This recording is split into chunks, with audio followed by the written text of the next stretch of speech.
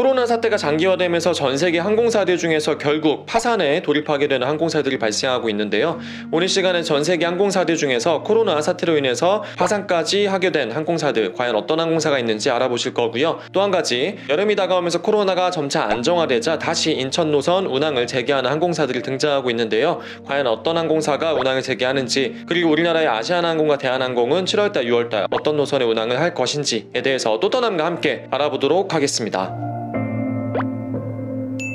안녕하세요. 또 떠나는 남자 또떠남입니다. 한국인들이 굉장히 좋아하는 항공사이자 서비스와 좌석이 모두 훌륭해서 좋은 평가를 받고 있는 항공사 중에 하나죠. 태국의 날개라고도 불리는 타이항공이 지난 5월 파산보호 신청을 하게 되었습니다.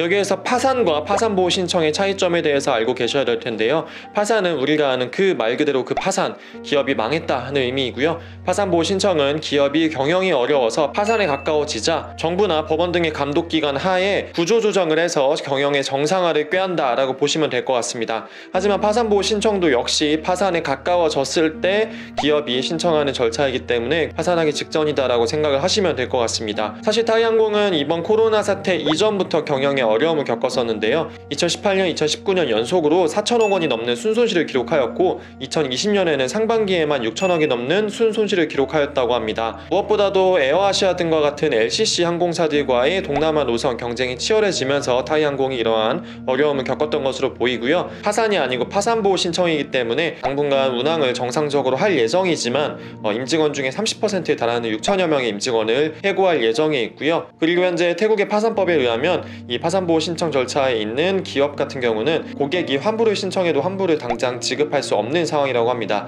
그렇기 때문에 타이항공의 티켓을 미리 구매하신 분들이 있다면 한동안은 환불 처리가 힘들 것으로 보이는 게 안타까운 현실입니다. 아시아뿐만 아니고요. 남미의 상황은 더욱더 심각합니다. 남미의 최대 항공사이죠. 라탐 항공사가 지난 5월 파산보호 신청을 하게 되었는데요. 라탐 항공사는 칠레의 란항공과 브라질의 탐 항공이 2012년도에 합병을 함으로써 탄생한 남미에서 가장 큰 항공사 중에 하나인데, 이 남미에서 가장 큰 항공사가 무너질 정도로 이 코로나의 영향이 어마어마한 것 같습니다. 라탐 항공 같은 경우는 각 나라의 지사를 가지고 있는데요. 이번 파산보호 신청을 한 지사는 콜롬비아와 페루, 에콰도르와 칠레 법인에 해당하고요. 브라질과 파라과이, 아르헨티나 지사 같은 경우는 이 파산보호 신청과 무관하다고 합니다. 뿐만 아니고 남미에서 세 번째로 큰 항공사이자 네덜란드의 KLM에 이어서 세계에서 두 번째로 오래된 항공사인 아비앙카 항공도 지난 5월달에 파산보호 신청을 하였습니다. 사실 이 콜롬비아의 국적항공사인 아비앙카 항공 같은 경우는 탑승을 우리나라 분들이 하시는 경우는 많지는 않지만 이 아비앙카 항공의 마일리지 프로그램인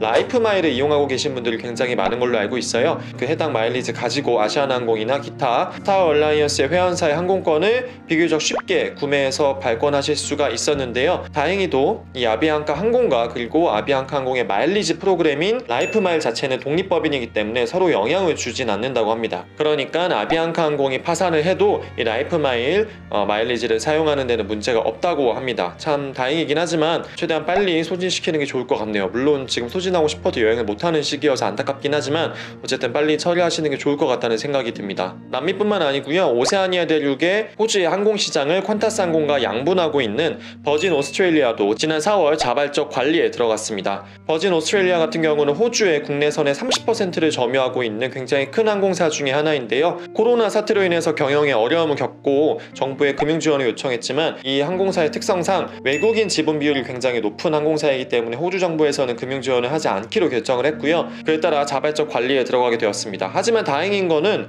호주의 항공시장 자체가 이 퀀타스 항공과 버진 오스트레일리아 이 두 개의 항공사가 완전히 다 나눠먹고 있는 시장 환경을 가지고 있기 때문에 이 버진 오스트레일리아를 인수하겠다고 나서는 자본들이 굉장히 많다고 합니다. 그 결과 베인캐피털, 사이러스 캐피털 파트너스가 버진 오스트레일리아를 인수하기로 결정이 되었다고 하니까 그나마 불행 중 다행인 것 같습니다. 아프리카 대륙도 이 코로나 사태의 영향을 피해갈 수는 없었는데요. 남아공 항공이 최종적으로 파산에 돌입하게 되었습니다. 이 남아공 항공 같은 경우는 2019년 12월달 정부에 파산보호 신청을 하였으니까 사실상 코로나로 코로나로 인해서 파산보호 신청을 한 것은 아닌데요. 경영의 정상화를 꾀하는 과정에서 코로나 사태를 겪게 되면서 남아공 정부는 국영항공사인 남아공항공을 파산시키고 다시 국영항공사를 만드는 쪽으로 가닥을 잡았다고 합니다. 그로 인해 남아공항공은 현재 임차 중인 모든 항공기를 다시 반납을 진행하고 있고요. 전 임직원의 해고 준비 중에 있었으나 현재 남아공 법원에서 이 남아공항공의 임직원 해고 절차를 당장 중단하라는 결정이 내려져서 지금 약간 오도 가도 못하는 상황인 것 같아요.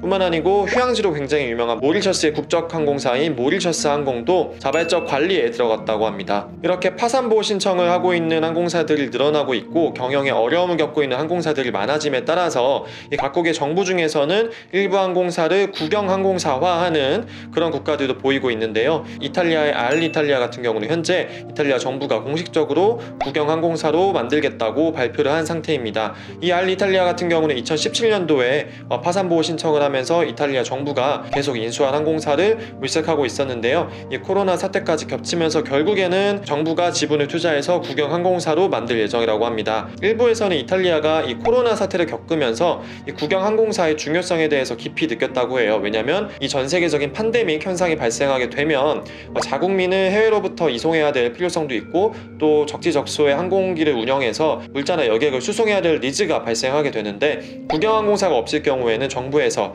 이런데 적재적소에 투입하는 게 어려움을 겪을 수밖에 없겠죠. 또 하나의 유럽의 굉장히 큰 항공사인 루프트한자 같은 경우도 국책은행으로부터 12조가 넘는 금융 지원을 받게 됨으로써 독일 정부가 루프트한자의 최대 주주가 되는 상황이 발생하고 말았습니다. 뿐만 아니고 항공사는 아니지만 제가 굉장히 해외여행할 때 애용하던 렌트카 회사이기도 한데요. 미국의 플로리다에 본사를 두고 있는 렌트카 회사 허츠가 지난 5월 파산보호 신청을 하였습니다. 허츠 같은 경우도 다양한 국가에 지사를 두고 있고요. 이번에 파산보호 신청을 한 거는 미국 지사에 한정이 된다고 하지만 사실 저는 미국 여행할 때 허츠 렌트카를 많이 이용했었는데 걱정이 되는 상황입니다.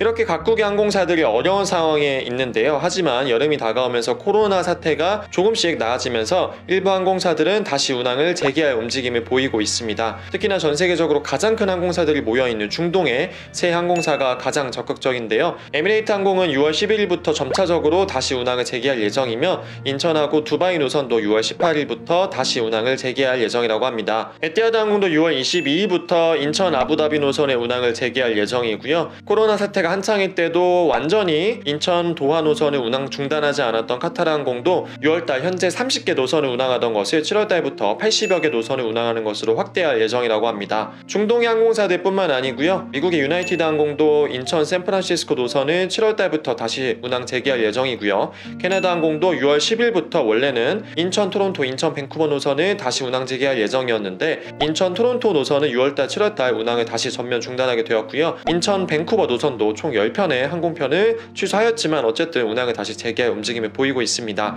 유럽의 피네어 같은 경우도 7월달부터 인천 헬싱키 노선을 다시 운항을 재개한다고 합니다. 전 세계 많은 항공사들이 코로나 사태로 인해서 운항 자체를 전면 중단하는 경우가 많았는데요. 그에 비해서 우리나라의 대한항공과 아시아나항공은 부분적으로나마 운항을 지속해 왔었습니다. 그 중에서도 대한항공은 북미 노선 9개 노선과 유럽 노선 4개 노선을 운행해 왔었는데요. 7월달부터는 미국의 댈러스와 유럽의 비엔나를 추가함으로써 운항을 확대할 예정이고요. 아시아나항공 같은 경우도 유럽 노선을 현재는 프랑크푸르트 노선만 운항을 하고 있는데 7월달부터는 런던과 파리와 이스탄불에 다시 운항을 재개한다고 합니다.